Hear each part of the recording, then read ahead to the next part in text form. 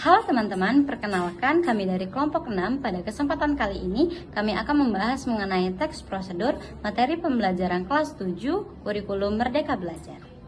Sebelum lanjut ke materi, saya perwakilan dari kelompok 6 akan memperkenalkan terlebih dahulu nama-nama anggota dari kelompok 6. Dengan saya sendiri, Agnemi Syarani Meda, lalu ada teman saya Intan Aprilia, lalu kemudian ada Elsya Zulanda Nabila, lalu ada Muhammad Rizky Akbar, dan yang terakhir ada Sandi Pratama. Kesempatan kali ini saya akan menjelaskan mengenai definisi dari teks prosedur.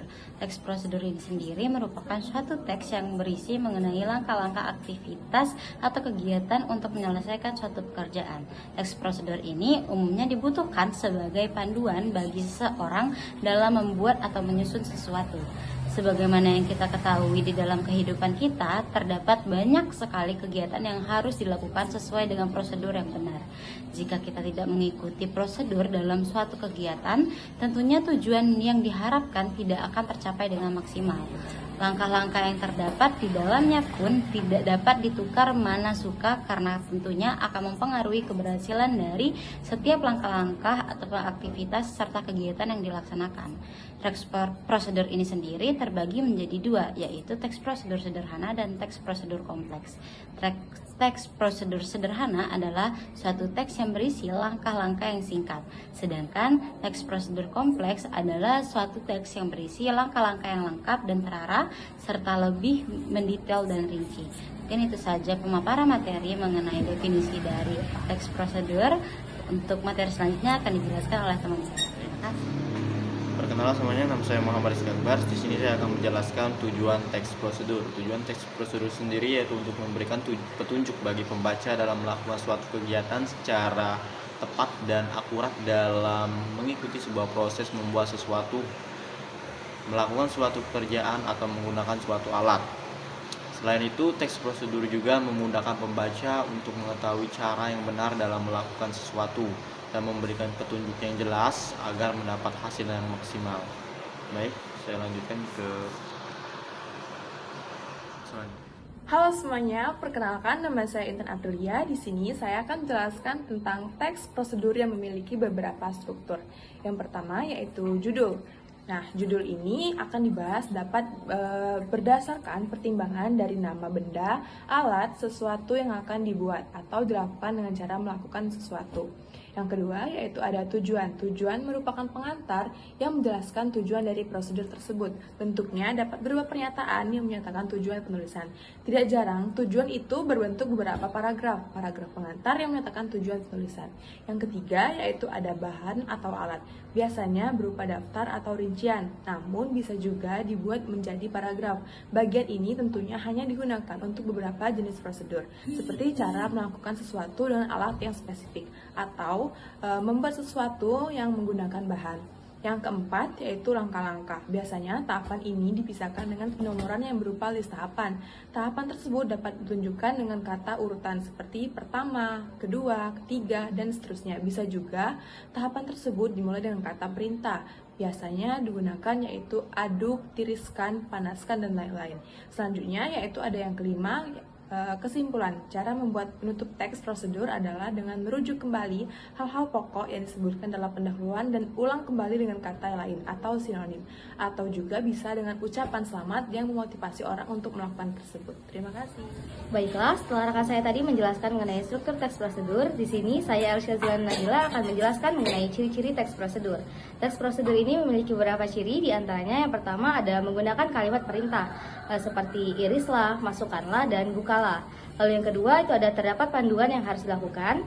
Yang ketiga menggunakan kata kerja berbentuk pasif. Ini untuk suatu proses. Contohnya itu ada tombol keyboard sebaiknya ditekan dengan lembut.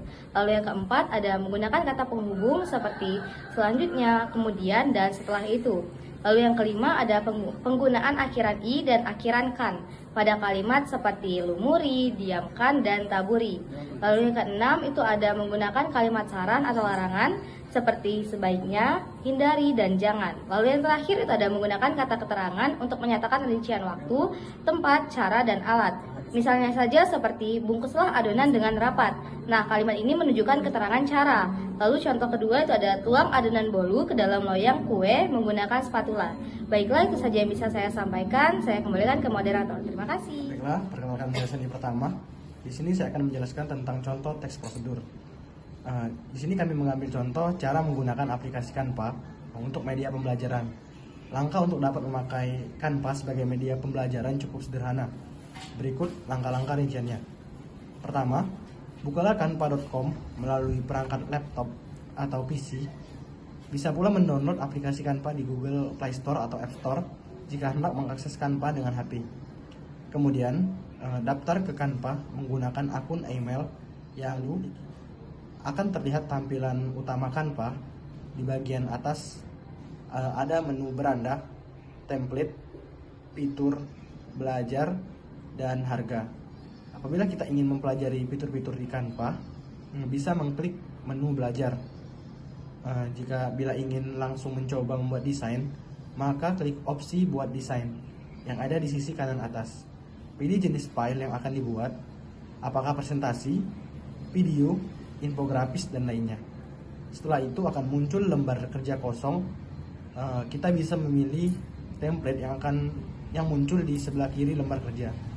Berikutnya, editlah isi template desain sesuai dengan materi pelajaran yang akan disampaikan kepada siswa.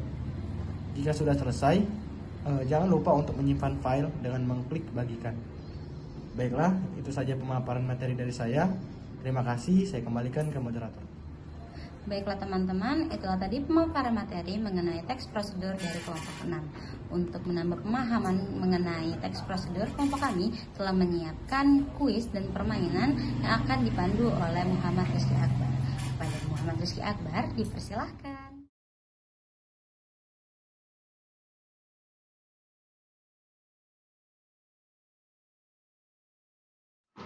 Oke, media pembelajaran digital ular tangga. Hal-hal yang perlu disiapkan oleh guru. Yang pertama itu ada komputer atau laptop. Yang kedua itu adalah koneksi internet. Yang ketiga itu akun Genially atau website serupa. Yang ketiga ada aplikasi Zoom jika kita lewat Zoom. Jika kita lewat kelas itu kita bisa menggunakan proyektor atau LCD. Baik, untuk persiapan sebelum bermain, bagi peserta didik bisa menjadi beberapa kelompok bermain. Untuk satu kelompok minimal 4 anggota, dan di setiap anggota itu harus memiliki satu ketua dalam kelompok tersebut. Lalu tentukan urutan melempar dadu untuk setiap kelompok. Untuk cara bermain sendiri itu sudah ada di peraturan bermain. Setiap pemain mulai dengan pion atau oncak di kotak awal, biasanya kotak 1 di sudut kiri bawah, atau sederhananya dari papan di sebelah kotak 1. Pemain bergiliran menggulung atau menggulir dadu untuk memindahkan pion mereka dengan jumlah kotak yang ditunjukkan oleh dadu. Pion mengikuti rute tetap yang ditandai pada layar game, yang biasanya mengikuti jalur boss hedon atau banyak sapi dari bawah ke atas area bermain. Melewati sekali melalui setiap kotak. Jika setelah menyelesaikan gerakan, pion pemain mendarat di ujung tangga bernomor lebih rendah. Pemain memindahkan pion ke kotak bernomor tangga yang lebih tinggi. Jika pemain mendarat di kotak bernomor lebih tinggi dari ular atau parasut, pion harus dipindahkan ke kotak bernomor ular yang lebih rendah. Jika 6 digulir